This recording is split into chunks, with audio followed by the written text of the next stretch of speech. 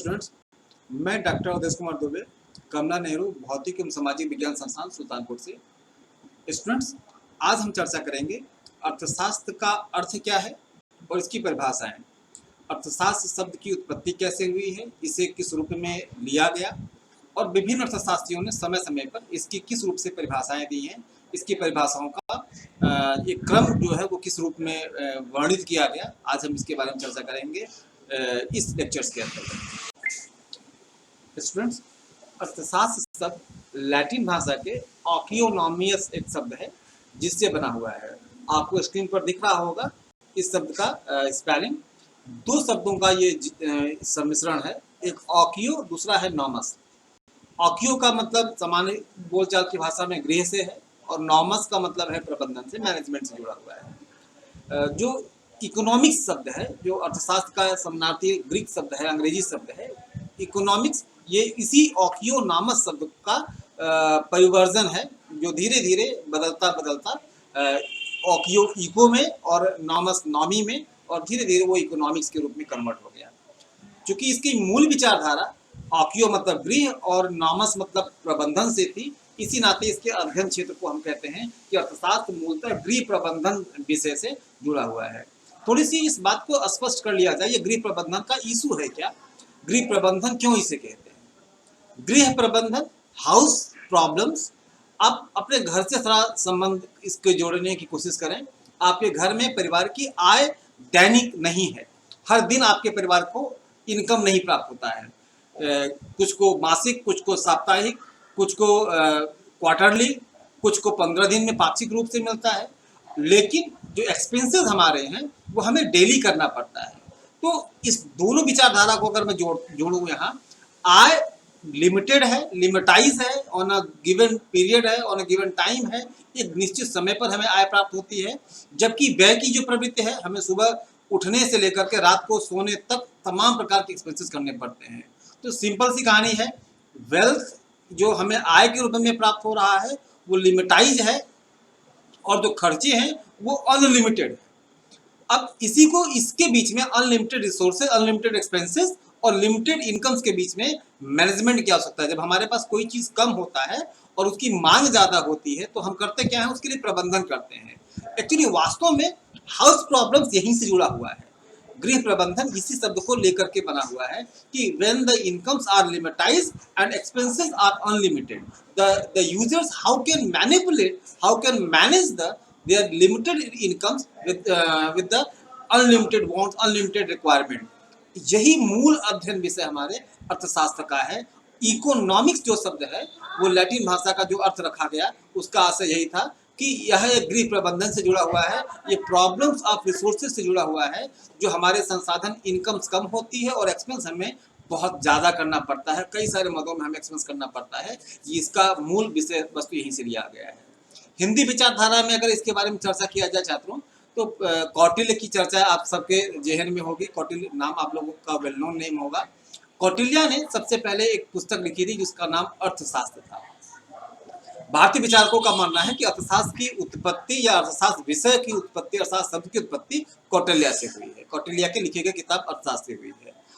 उस समय राजशाही प्रक्रिया थी, राजतंत्रात्मक प्रक्रिया थी, राजा हुआ करते थे और राजा अपनी आवश्यकता की आपूर्ति के लिए अपने यहाँ वित्त मंत्री या वित्त सलाहकार रखते थे। उस वित्त सलाहकार की आवश्यकता क्या थी, वह अपने राज्य के आय के साधनों का आकलन करता था और राज्य की असीमित आवश्यकता है, राज्य की असीमित एक्सपेंसेस के लिए किन साधनों को किस रूप से व्यय किया जाएगा, किस साधनों पर कितना व्यय किया जाएगा, किस साधनों पर व्यय का आउटकम्स क्या होगा, इसके बारे में रणनीति बनाता था।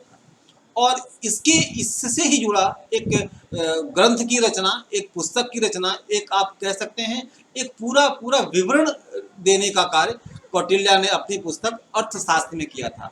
तो भारतीय विचारकों ने अपनी विचारधारा को रखते हुए कहा है कि अर्थशास्त्र वर्ड की उत्पत्ति कौटिल्य से हुई है, कौटिल्य की अर्थशास्त्र किताब से हुई है, जिसका अगर संधि विच्छेद में करूं, उस शब्द का संधि विच्छेद में करूं तो अर्थ और शास्त्र से जुड़ा हुआ है।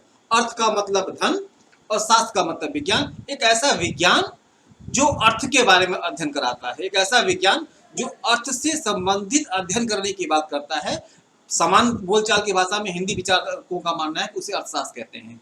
अब अगर दोनों विचारधाराओं को छात्रों में जोड़ने की बातें करूं, चाहे मैं कौटिल्य के बारे में चर्चा करूं और चाहे मैं एडम स्मिथ की जो औकिया नामी शब्द से जुड़ा हुआ है, मैं अभी बताता हूं एडम स्मिथ के बारे में क्या चर्चा हो रही है। दोनों विचारधारा को अगर मैं यूज करने की बातें करूं तो दोनों का अर्थ या दोनों का जो स्टडी मटेरियल्स है वो कमोबेश एक ही है। घर में भी समस्याएं वही हैं, अर्थ कम आता है, अर्थ के आने की एक सीमाएं हैं और खर्च करने की असीमितताएं हैं। अगर मैं राज्य के बारे में चर्चा करूं तो राज्य के दायित्वों का असीमित होना, जबकि राज्य के आय के साधनों का सीमित होना। दोनों ही विद्वानों ने कमोबेश इसी विषय का अध्ययन किया है कि कैसे कम संसाधन में असीमित अनलिमिटेड आवश्यकताओं को पूरा किया जाएगा। अर्थशास्त्र शब्द यहीं से शुरू होता है। इकोनॉमिक्स या अर्थशास्त्र दोनों शब्द को अगर मैं बातें करूं तो दोनों शब्द कमोबेश इसी से जुड़ा हुआ है कि when the incomes are limitized by hook and crook. अगर हम हाउस मैनेजमेंट के बारे में बातें करेंगे तो सैलरी के रूप में होगा, अगर हम एक फैमिली के बारे में बातें करेंगे तो सैलरी के रूप में हो सकता है, अगर हम एक कंपनी के बारे में कहेंगे तो इनकम्स के रूप में हो सकता है, एक राजा के बारे में कहेंगे तो टैक्सेशन के रूप में हो सकता है, एक राज्य के बारे में कहेंगे तो रेवेन्यू के रूप में हो सकता है।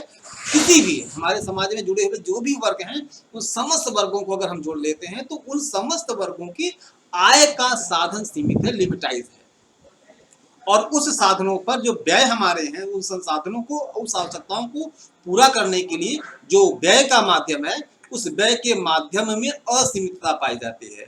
और अर्थशास्त्र शब्द की उत्पत्ति इसी limited resources, limited incomes of the house hold family so and so fourth और उनके अनलिमिटेड एक्सपेंसेस के बीच के अध्ययन का विज्ञान है, बीच के अध्ययन का एक शास्त्र है, एक ग्रंथ है। अब एडम स्मिथ का अगर इंट्रोडक्शन छात्रों यहाँ जोड़ने की बात किया जाए तो एडम स्मिथ वास्तव में एक ऐसे विद्वान थे जिन्होंने सबसे पहले अर्थशास्त्र की सिस्टमैटिक व्याख्या की थी। एडम स्मिथ से पहले भी बहुत सारे विद्वान हैं, जेबीसे का नाम आता है, कौटिल्य के बारे में मैंने आपके साथ चर्चा की है, इसके अलावा भी बहुत सारे विद्वान हैं। उन विद्वानों ने अर्थशास्त्र से जुड़े हुए अध्ययन को अपने रूप में प्रस्तुत किया, लेकिन उस अध्ययन को अर्थशास्त्र के रूप में इंट्रोड्यूस नहीं माना गया।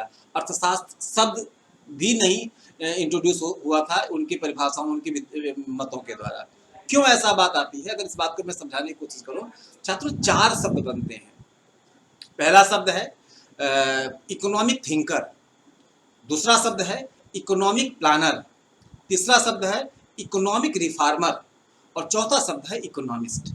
ये इन श्रृंखलाओं से होता हुआ हमारा एडम स्मिथ की विचारधारा सामने आई है।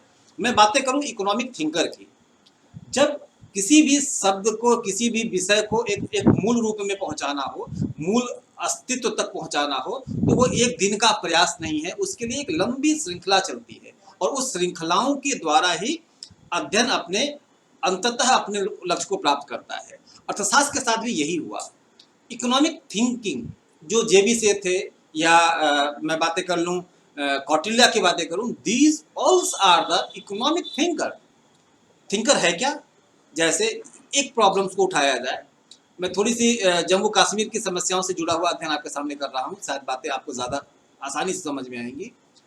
90 के दशक के पहले जम्मू कश्मीर की समस्या को कहा जाता था कि जम्मू कश्मीर में वास्तव में जो प्रॉब्लम्स है वह इंडिपेंडेंस की है, लोग वहाँ आज़ादी चाहते हैं, पॉलिटिकलाइजेशन उसका किया गया। 1990 के दौरान कई सारे रिसर्च बन के आए कि वहाँ की जो लोग हैं वो वास्तव में स्वतंत्रतावादी कम लोग हैं, जो विरोध, जिसको हम लोग कहते हैं अलगाववादी विचारधारा को के मूल समर्थक कम हैं। वास्तव में जो लोग अलगाववादी विचारधारा से जुड़ जाते हैं उनका उद्देश्य क्या है, they have no sources of income. पहाड़ी क्षेत्र, शुद्ध बीहड़ क्षेत्र, उस क्षेत्र में आय के स्रोत की उपलब्धता नहीं है। जैसा कि आपको वेल नोन मालूम होगा कि 6 महीने करीब बर्फबारी का समय या ठंडक का समय है, जहाँ पर वो कुछ भी चाह करके उत्पादन नहीं कर सकते, कृषि योग्य जमीन नहीं है, पर्यटन उनका मूल उद्देश्य है आय का। तो अब 6 महीने तो आय का कोई जरिया नहीं है, बाकी के 6 महीने में भी जो पर्यटन का उद्देश्य है वो एक सीमित क्षेत्रों तक, सीमित दायरों तक फैला पड़ा है और वहाँ भी बहुत सारे पर्यटक की सुविधा उपलब्ध नहीं है। तो how can they fulfil their requirement?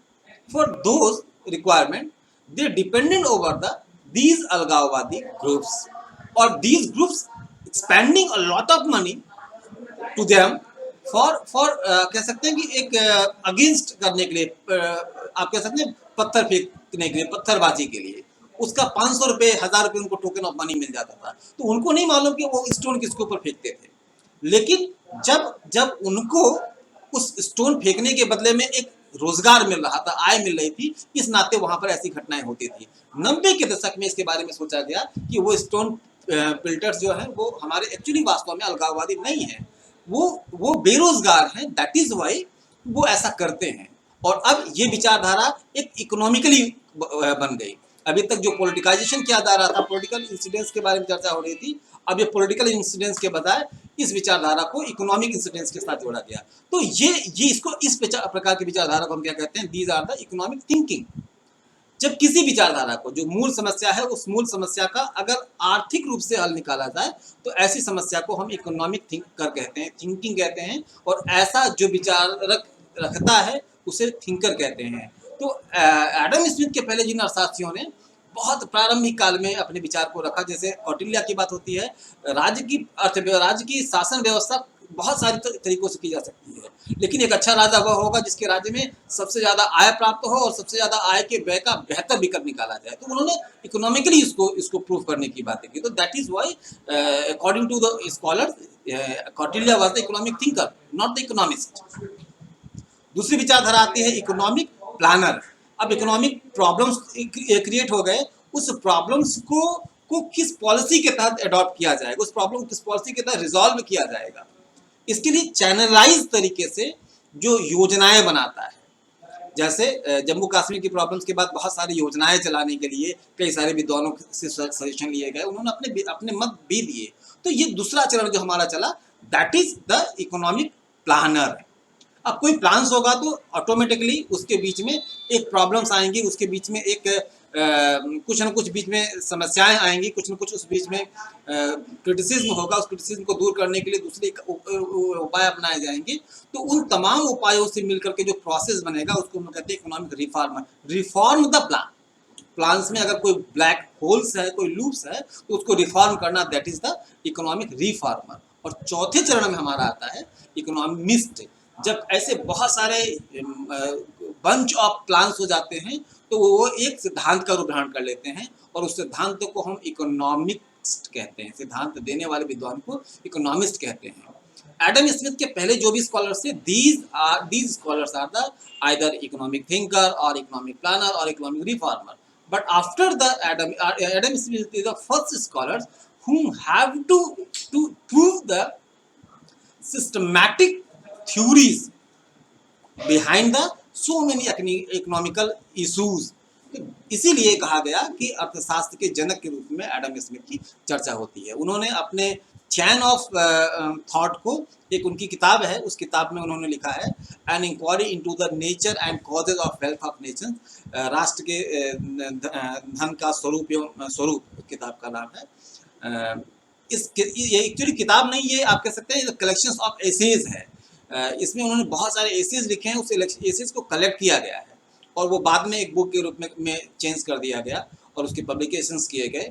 कई सारे बिंदुओं पर उन्होंने अपने विचार रखे हैं। तो यहाँ से शुरू होता है एडम स्मिथ का इतिहास, एडम स्मिथ का इंट्रोडक्शंस, और पूरे के पूरे अर्थशास्त्र शब्द को एक नए विषय के रूप में कन्वर्ट करने का जो एक ग्रुप चला, एक सोर्स चला, एक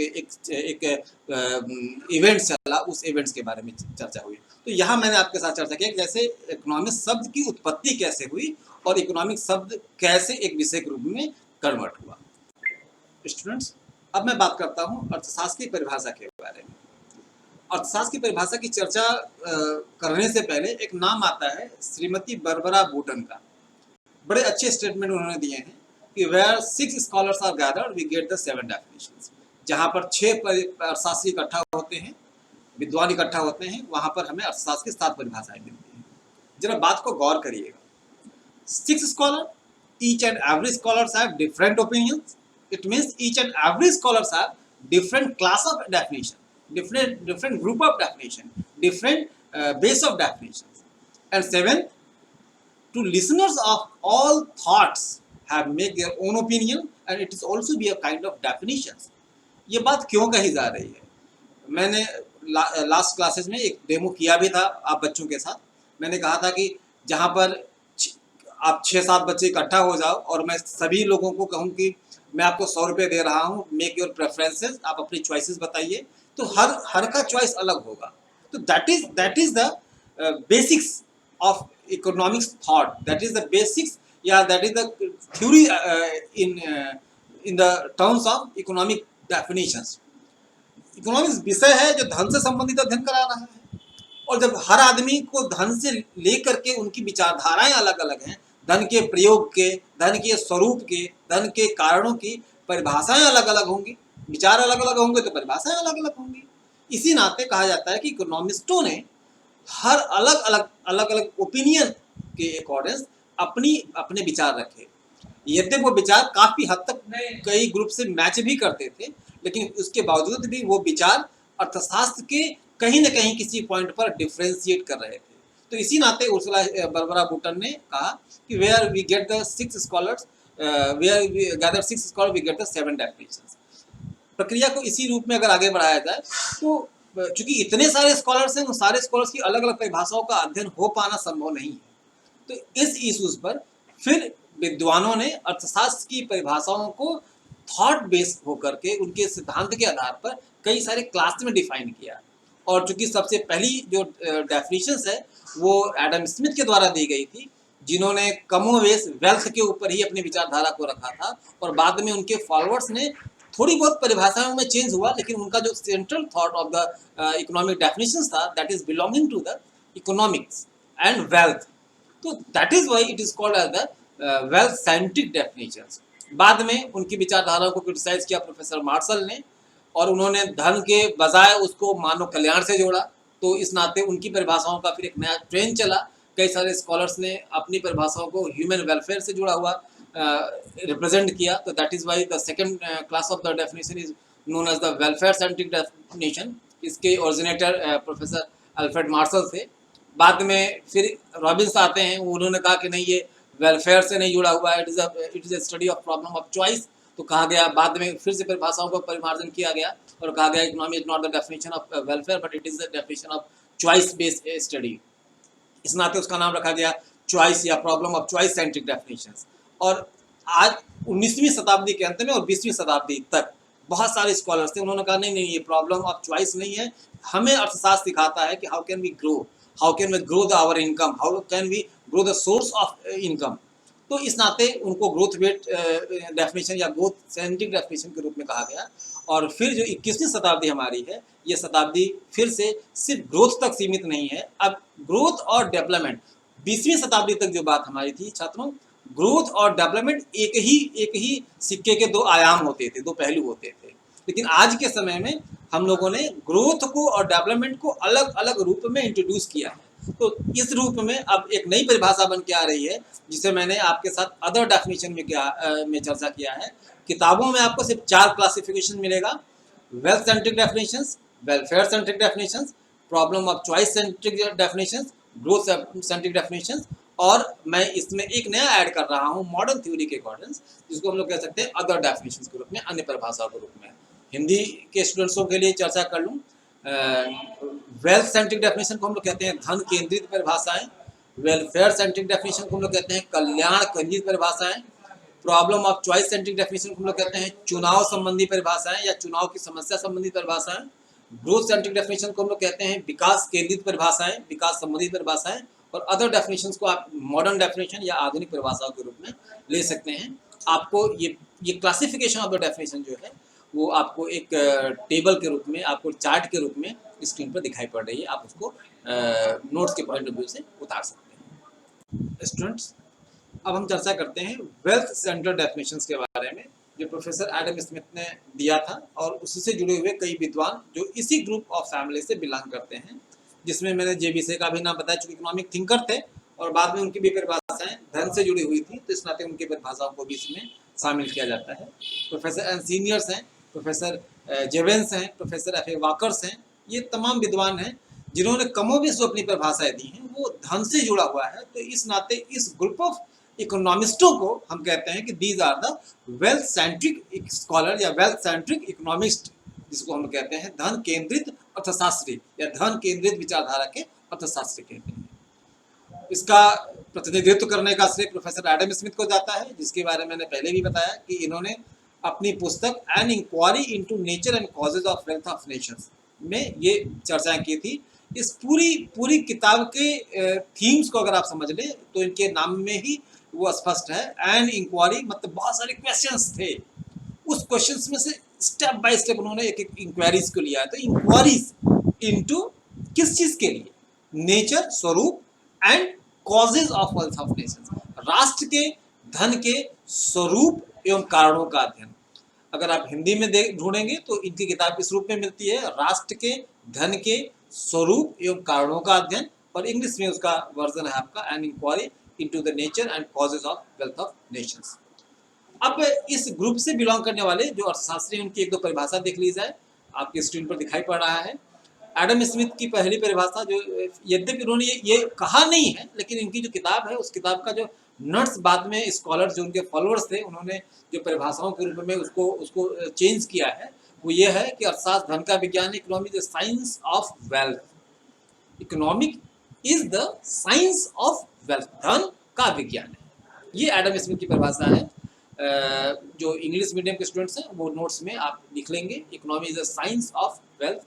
मैं बार बार फिर ये कह रहा हूँ, it is not the real definition of professor Adam Smith, it is the nuts of their own definition, whatever they have to wrote in their famous essays collection, group of essays collections, उसका nuts ये है।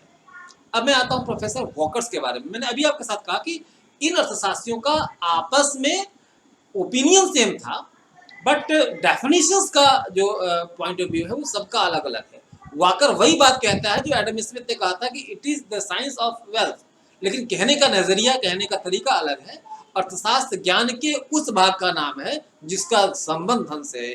Economy is the name of that science which deals with the which relate with the wealth, जो wealth से relate करता है।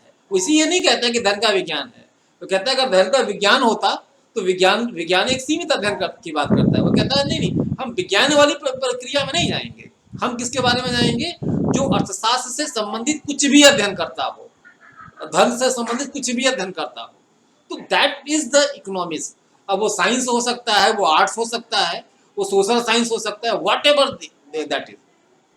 वो सिर्फ science होगा ऐसी जरूरी नहीं है, कुछ भी हो। अगर किसी भी इंसिडेंस में, किसी भी घटना में धन से जुड़ा अध्ययन हो रहा है, धन से सेंट्रिक अध्ययन हो रहा है, धन को लेकर के अध्ययन हो रहा है, तो ऐसे विषय को, ऐसे शाखाओं को या ऐसे विषय की शाखाओं को हम धन के विज्ञान के रूप में मानेंगे और धन के विषय के रूप में मानेंगे, और यह विषय वास्तव में अर्थशास्त्र के नाम से जाना जाएगा, अकॉर्डिंग टू प्रोफेसर वॉकर।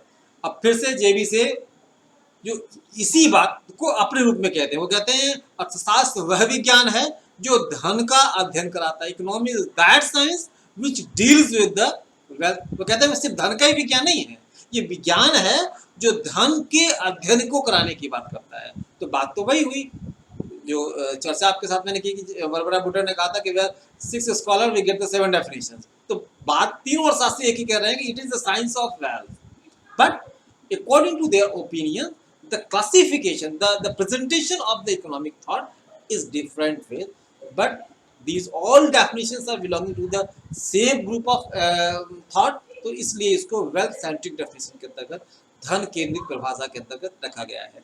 एक लंबा समय चला, काफी दिन तक कई सारे विद्वान आते गए और उन विद्वानों ने धन के बारे में कमोबेश यही विचारधारा कही। और उस पॉइंट ऑफ व्यू को जब हम कलेक्ट करते हैं छात्रों, तो कुछ पॉइंट्स ऐसे हैं जो इन विद्वानों के द्वारा इस परिभाषा में मूल रूप से कहा गया था। उस पॉइंट्स को जरा आप कंसेप्चुअलाइज कर लिएगा, नोट्स में आपके लिए इंपॉर्टेंट है। आप नोट्स के पॉइंट ऑफ व्यू से अगर इसको नोट करते हैं तो आप कर सकते हैं। पहला था कि कमोबेश इस ग्रुप के सारे अर्थशास्त्रियों का मानना था कि wealth is only one source of human requirement fulfilment. धन एकमात्र माध्यम है जो मानव की आवश्यकताओं की संतुष्टि करता है। अगर मुझे किसी चीज की आवश्यकता है तो मैं उसे किसी भी माध्यम से नहीं पूरा कर सकता। सिर्फ धन एक ऐसा साधन है only one the wealth who can fulfil my own desires, my own wants. और इस नाते धन प्रधान है। पहली बात, wealth is only one source to fulfil the human needs. दूसरा, wealth is the primary, other factor is the constant. Secondly, धन प्रधान है, बाकी सारे साधन द्वितीयक हैं। प्रधान और प्राइमरी और सेकेंडरी का जरा इशू समझ रहे हैं आप लोग। जो मूल अध्ययन की विषय वस्तु होगी उसको प्रधान कहते हैं, प्राइमरी कहते हैं। अब अगर जो अर्थशास्त्र का अध्ययन है वो सिर्फ धर्म से जुड़ा हुआ है, बाकी चीज नगण्य है, बाकी चीजों की कोई गणना नहीं की जाती, बाकी चीजों के बारे में अध्ययन एक औपचारिकता है, इसका कोई बहुत ज्यादा महत्व नहीं है, तो धन, यह विषय सिर्फ धन के बारे में चर्चा करेगा। अब जैसे इस विषय की आलोचनाएं भी होंगी, मैं अभी आता हूं चर्चा पर। जैसे अगर एक पिता अपने पुत्र को पढ़ाता है तो उस पढ़ाने के लिए उससे कोई भी आय की प्राप्ति नहीं हो रही है, ये अर्थशास्त्र का अध्ययन विषय नहीं है। एक पिता, एक वही व्यक्ति पिता के बजाय अगर वह टीचर्स है और किसी स्टूडेंट्स को पढ़ाता है तो उसके बदले उसको फीस मिलती है। It is the economic study. अगर वह उसी काम के लिए पैसे की प्राप्ति करता है तो धन के अध्ययन का विषय है। पैसा प्राप्त कर रहा है तो पढ़ा जाएगा, और अगर पैसा नहीं प्राप्त कर रहा है तो नहीं पढ़ा जाएगा। ये इन्होंने क्लासिफाई किया है। एक माँ अपने घर के मेंबर्स के लिए भोजन बनाती है, उसके बदले उससे कोई पैसे की प्राप्ति नहीं होती। It is not the economic study, it is not the subject matter of the economics. But if the same mother, same lady have to do a maid job on other houses and they earn some paise, some pences, some money, it is the study portion of economics, it is the subject material of the economics। तो अब यहाँ अध्ययन का मूल विषय क्या है? अगर धन मिलेगा तो प्राइमरी तो अध्ययन किया जाएगा, और अगर वही काम के लिए धन नहीं मिल रहा है तो सेकेंडरी फैक्टर, इसको नहीं पढ़ा जाएगा। ये द्वितीयक है, इसके बारे में बहुत ज्यादा चर्चा है, इस विषय में नहीं है। तो ये दो विषय आए इसके, इनकी परिभाषाओं में जो कमोबेशी निकल के। पहला, wealth is only one source to fulfil the human needs. दूसरा, wealth is the primary, other factor is the constant. तीसरी बात इनकी परिभाषाओं की जो इस ग्रुप ऑफ डेफिनेशन थी वो निकल के ये आई कि वेल्थ मानव नीड्स को पूरा करता तो है, लेकिन मानव की सारी क्रियाएं भी इसी के इर्द गिर्द होती हैं। अगर जहां पर धन नहीं होगा वहां मानव की क्रियाएं भी नहीं होंगी। बड़ा साफ लहजा में मैं बातें करूं, यद्यपि उन्होंने कहा नहीं है, लेकिन जो इनके आलोचक हैं वो कहते हैं कि इन परिभाषाओं के विद्वानों का मानना है कि मानव दूसरे व्यक्ति के साथ, एक सामाजिक प्राणी है मानव, वो दूसरे व्यक्ति के साथ रिलेशन क्यों स्थापित करेगा, संबंध क्यों स्थापित करेगा? Because of the wealth. बड़ी स्पष्ट भाषा में आपके साथ में शेयर करूं, आज से पहले आप भी थे और मैं भी था, बट स्टिल ना आप मेरे बारे में जानते थे, ना आप मेरे इस लेक्चर को सुनना महत्वपूर्ण समझते थे, और ना मैंने आपके लिए लेक्चर्स बनाए। बट टिल नाउ आपको पढ़ना है। क्यों पढ़ना है? आपने एडमिशंस लिया, आपको पढ़ना है। क्यों? For the getting the job. आपके पढ़ने का उद्देश्य, ठीक है, आप कह सकते हो कि आपको नॉलेज अटेंड करना है, लेकिन नॉलेज अटेंड करना ही अगर है तो बहुत सारे ऐसे विषय हैं जिन विषयों का अध्ययन किया जा सकता है। उस नॉलेज का मेन प्राइमरी फैक्टर्स क्या है? By these knowledge you want to get the job। तो आपका जो वर्क है, आपकी जो क्रिएटिविटी है, जो आप काम कर रहे हो, जो आपके इंसिडेंट्स हैं, the central points of these incidents is to earn the money. मैं लेक्चर बना रहा हूँ, मैं आपको पढ़ा रहा हूँ, for what? By these lectures we also want to get the money. तो the relations between, according to the wealth scientific scholars, the relations between one people to another people is just because they have a wealth, they have a linkage of wealth। If they are no wealth, it is not the economic study, it is not the points of, it is not the way of economic study। तो ये इन अर्थशास्त्रियों के wealth scientific definition के जो अर्थशास्त्री हैं उनकी विचारधाराओं का जो नट्स है, जो उन्होंने कंक्लूजन दिया, उनकी विचारधाराओं को पढ़ने के बाद जो ये कंसेप्ट आता है कि इस परिभाषाओं के मूल बातें क्या हैं, the key points of the definition, wealth scientific definitions क्या है, वो ये थी। अब इसकी आलोचनाओं के बारे में स्टूडेंट्स, अभी हमने चर्चा की जो वेल्थ साइंटिफिक परिभाषा थी, उस परिभाषाओं का जो मेन नट्स था, जो डेफिनेशन दिया इन अर्थशास्त्रियों ने, उनके बारे में। अब मैं आलोचना की बात करता हूँ। जो बाद के अर्थशास्त्री हैं, जो वेल्थ साइंटिफिक डेफिनेशन के बाद के अर्थशास्त्री हैं, basically professor Alfred martial. Alfred Marshall ने एडम स्मिथ की परिभाषा की आलोचना की है, या हम ये कह सकते हैं कि अल्फ्रेड मार्शल के द्वारा एडम स्मिथ के सिद्धांत को क्रिटिसाइज किया गया।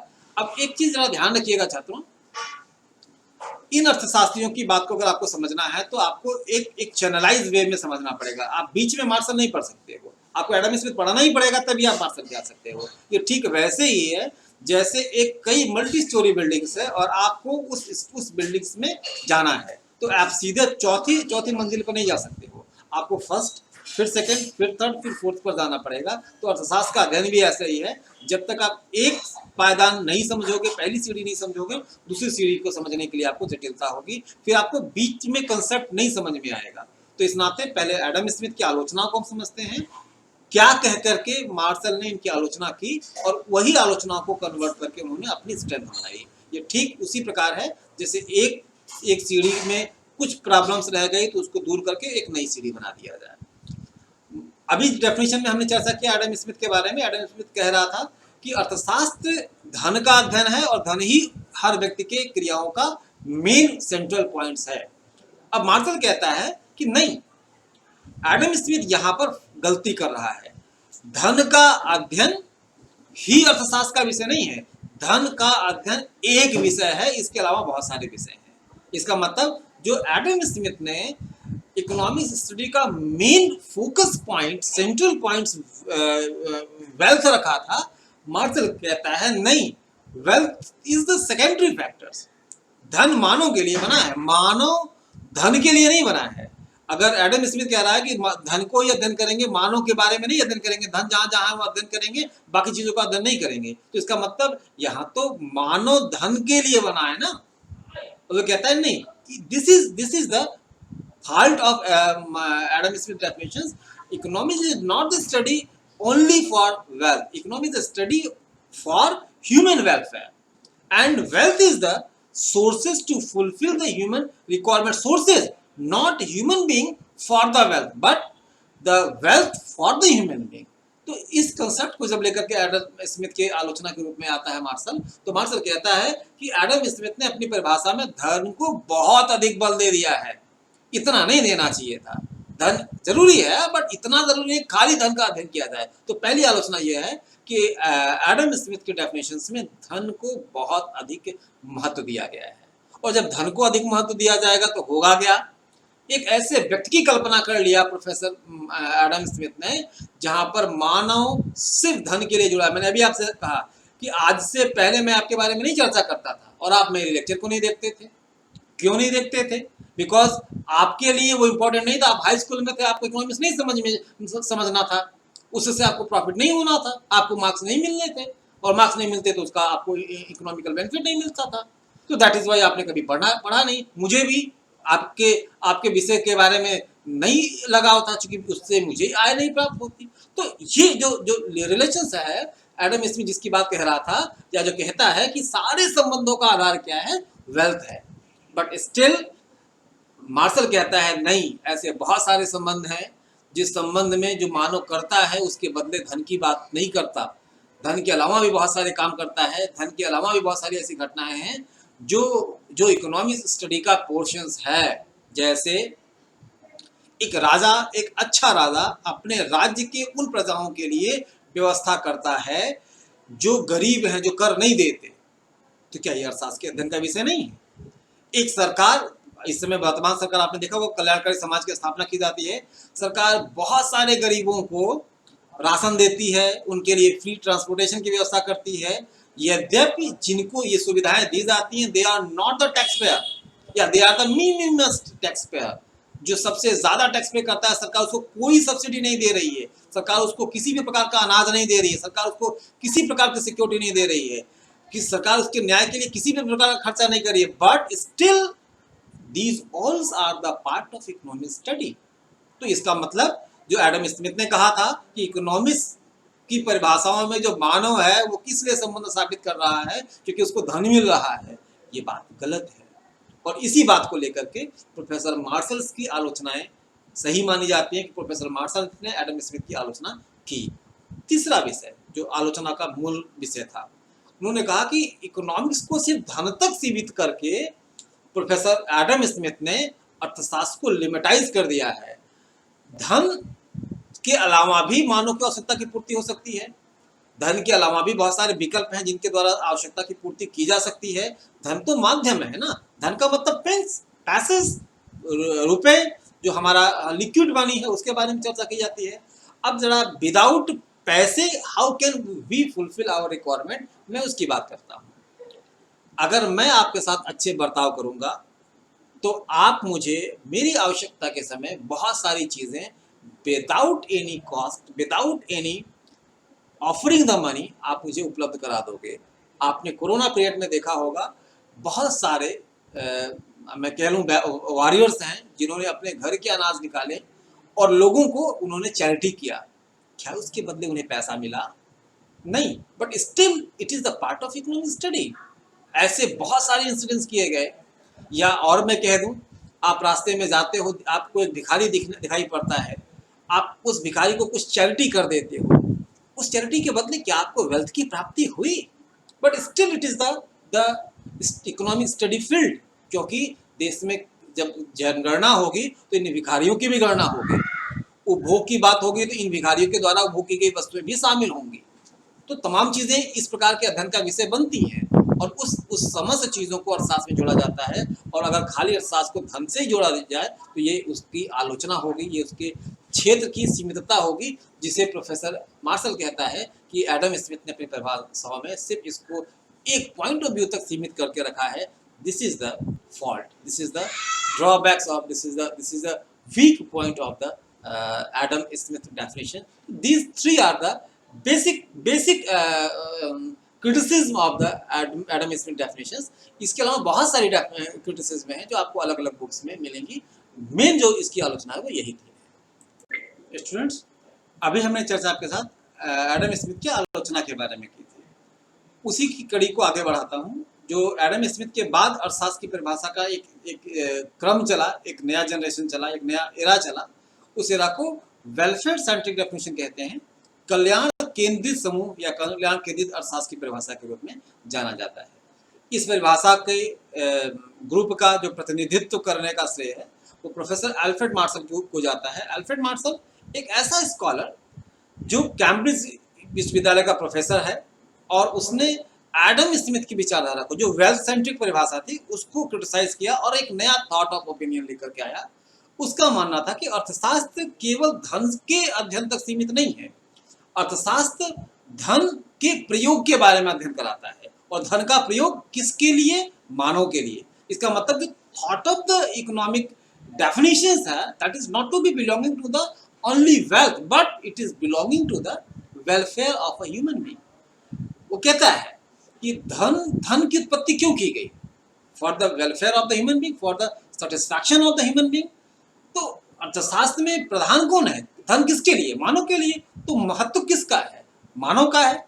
और इसी नाते प्रोफेसर एडम स्मिथ की आलोचना के बाद जो मार्शल ने डेफिनेशन दिया, उस पूरी परिभाषा में आपको वेल्थ का इंपॉर्टेंस उतना नहीं दिखेगा जितना आपको मानव सुख, मानव कल्याण, मानव वेलफेयर, ह्यूमन वेलफेयर के बारे में मिलेगा।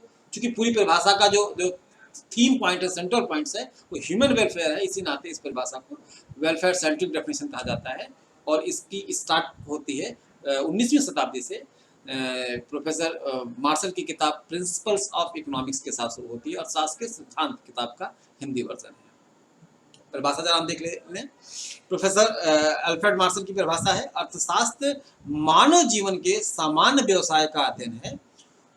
उसमें व्यक्तिगत तथा सामाजिक क्रियाओं के उस भाग की जांच की जाती है जो भौतिक सुखों के साधन की प्राप्ति एवं उपभोग से घनिष्ठ रूप से संबंधित है। अब शब्दों को जरा ध्यान में रखिएगा। अर्थशास्त्र मानव जीवन के समान व्यवहार का अध्ययन है। इकोनॉमी इज नॉट, ये क्या कह रहा है? Economy is not the study of wealth, but it is the study of human journal behaviour. Economy is the study of human common behaviour, human journal behaviour. Common behaviour जो आदमी का समान स्वरूप है। कैसा स्वरूप? उसके व्यक्तिगत एवं सामाजिक क्रियाएं, देयर पर्सनल एंड सोशलिस्टिकल एक्टिविटीज, उसकी जो सामाजिक क्रियाएं हैं। और ये क्रियाओं की जो जांच है वो किसके लिए, वो क्रियाएं करता क्यों है? वो व्यक्तिगत तौर पर कोई कार्य करता है, सामाजिक तौर पर कोई कार्य करता है। For what? For physical satisfaction, भौतिक सुख, या आप कह सकते हैं कि उपभोग के लिए, फॉर द कंजम्पशन हम कंजम्पशन क्यों करते हैं? फॉर वेलफेयर, हमें भूख लगी है और भूख की प्राप्ति, भूख की संतुष्टि के लिए हमें हमें पैसे चाहिए, और पैसे से हम सामान खरीदेंगे। सामान से जब हम वस्तु को उपभोग करेंगे तो हमें क्या मिलेगा? कल्याण मिलेगा, सेटिस्फैक्शन मिलेगा। तो यहाँ पर की पॉइंट्स क्या है? हमारा हमारा उपभोग क्यों? कल्याण के लिए। हमारी आय क्यों? हमारे सेटिस्फैक्शन के लिए। हम पैसे क्यों रखते हैं? For what? For our satisfaction. Satisfaction means here the welfare of the human being. ये प्रोफेसर मार्शल का सेंट्रल पॉइंट था। According to professor Marshall, the central point of the economic study is not the wealth, but it is the deals with the human welfare. अब इसी नाते चूंकि बार बार शब्द क्या आ रहा है? Human welfare. Economy is the study of human welfare.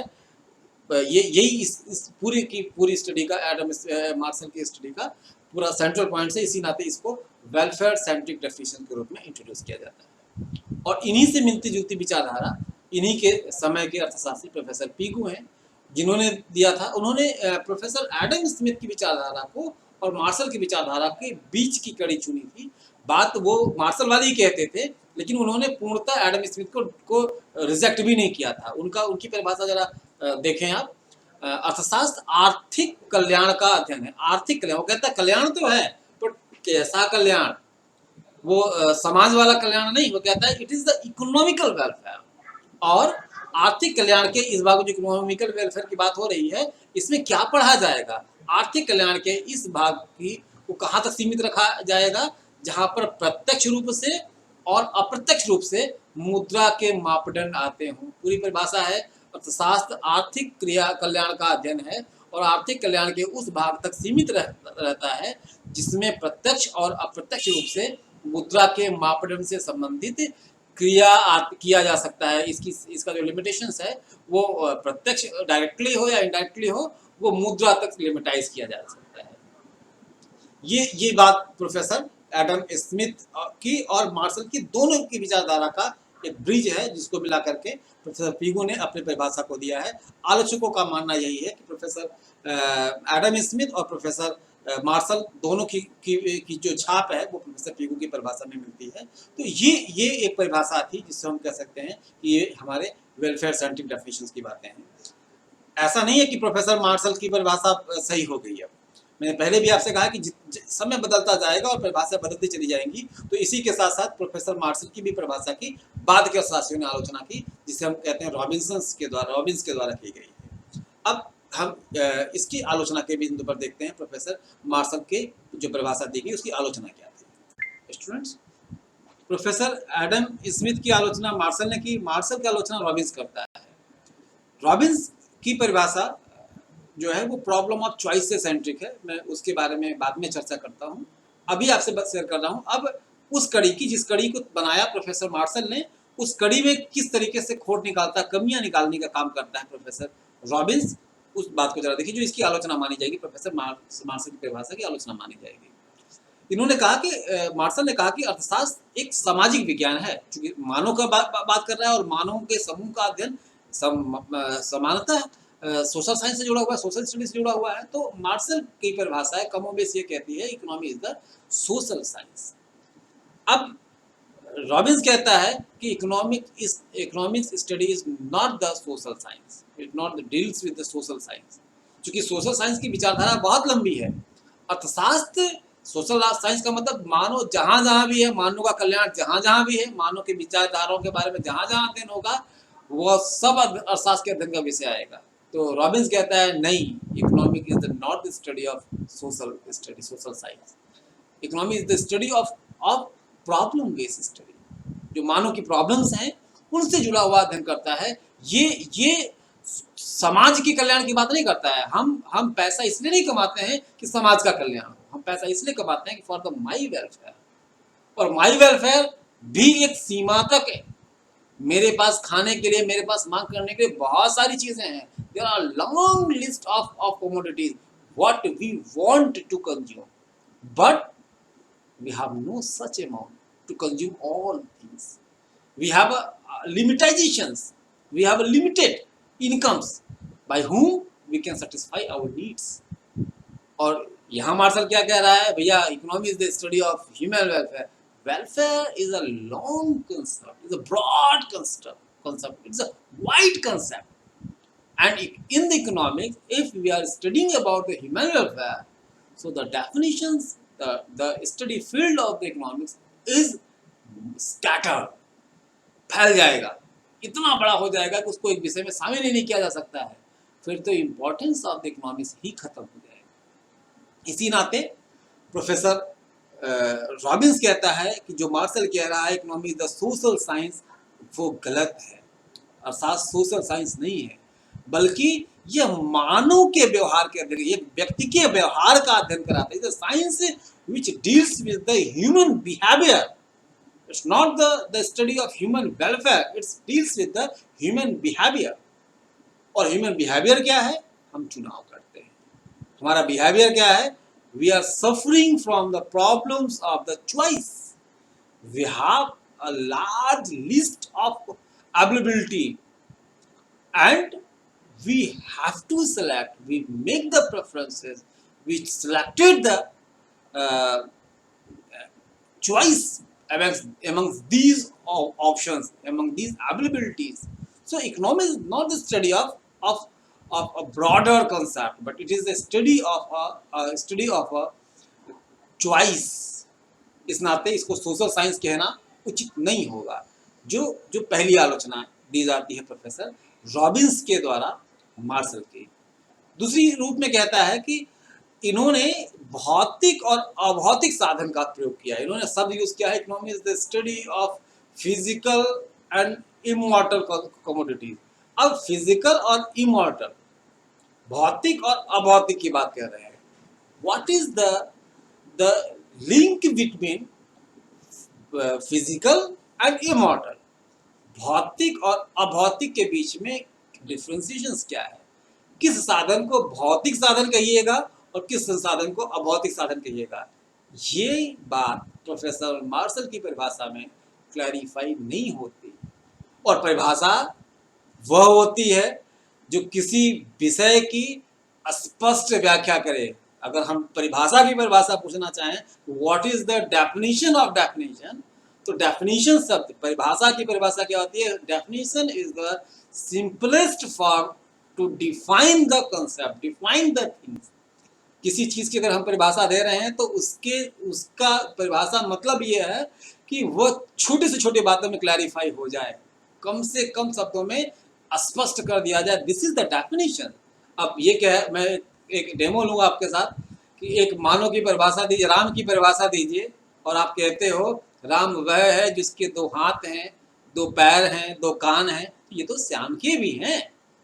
It is not the definition of the Ram. Ram को define कैसे करोगे? Bye there anti qualities. तो अर्थशास्त्र की बात जो रॉबिन्स ने की वो यही थी कि मार्शल जो कह रहा है economics is the study of physical and immortal commodity resources. तो जब भौतिक और अभौतिक दोनों की बात कर लेंगे तो इस पृथ्वी पर उपलब्ध सारे संसाधन आ गए. कुछ तो फिजिकल हैं, कुछ नॉन फिजिकल हैं, कुछ तो भौतिक में आएंगे, कुछ अभौतिक में आएंगे. तो कैसे बांटोगे कि किसको भौतिक में रखूं, किसको अभौतिक में रखूं? तो ये तो कंसेप्ट ही नहीं क्लियर हो पाएगा. तो अर्थशास्त्र इस नाते मार्शल का अर्थशास्त्र जो है अर्थशास्त्र की सही व्याख्या नहीं कर पा रहा है. दो मूल आलोचनाएं. पहली आलोचनाएं ये भौतिक और अभौतिक संसाधनों के बीच में, ये फिजिकल और नॉन फिजिकल रिसोर्सेज के बीच में, मॉर्टल और नॉन मॉर्टल रिसोर्सेज के बीच में ये डिफ्रेंशिएट नहीं कर पा रहे हैं. दूसरी, economics is not real social science. ये वास्तविक सामाजिक विज्ञान नहीं है. ये एक साइंस है जिसको हम लोग प्रॉब्लम ऑफ साइंस कहते हैं.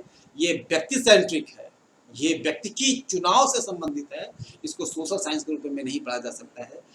This is the criticism of professor Marshallian definition made by professor Robbins. Robbins की किताब का नाम है an essay on nature and significance of economic sciences.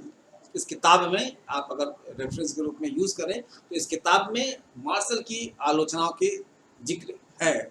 उन्होंने आलोचनाओं का जिक्र किया है और उसके बाद अपने ओपिनियंस को देने की बात की है.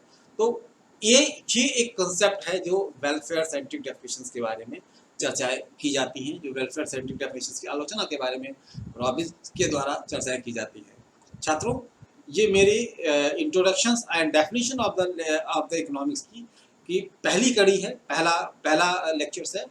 इसके बाद रॉबिन्स की परिभाषाएं हम आपके साथ दूसरे लेक्चर्स में करेंगे। रॉबिन्स और उसके बाद के अर्थशास्त्री जो हमारे ग्रोथ सेंट्रिक डेफिनेशंस के अर्थशास्त्री हैं, ग्रोथ बेस्ड डेफिनेशन के स्कॉलर्स हैं, उनकी चर्चा हम आपके साथ ब्रीफ करेंगे। आई होप आपको ये लेक्चर समझ में आया होगा। बहुत ही स्पष्ट भाषा में, बहुत सरल भाषा में मैंने आपके साथ अर्थशास्त्र के दोनों जेनर्स ऑफ डेफिनेशन, जो फर्स्ट और second genre of the definition है, जिसको हम लोग वेल्थ सेंटर्ड डेफिनेशन और वेलफेयर सेंटर्ड डेफिनेशन कहते हैं, धन केंद्रित परिभाषा और कल्याण केंद्रित परिभाषा कहते हैं, उसकी विचारधारा के साथ मैंने आपके साथ शेयर किया है। आपको जरूर अच्छा लगा होगा, और अगर आपको जिस तरीके से भी समझ में आया हो, आप इसके बारे में मुझे कमेंट करें, मुझे आप मैसेज अपना भेजें, ताकि मैं इसके आगे की कड़ी के साथ आपके साथ अगले लेक्चर में आऊँ। अगली क्लासेस हमारी आपके साथ रॉबिन्स के डेफिनेशन की और उसके बाद के स्कॉलर की डेफिनेशन के साथ शुरू होगी। तब तक के लिए धन्यवाद छात्रों।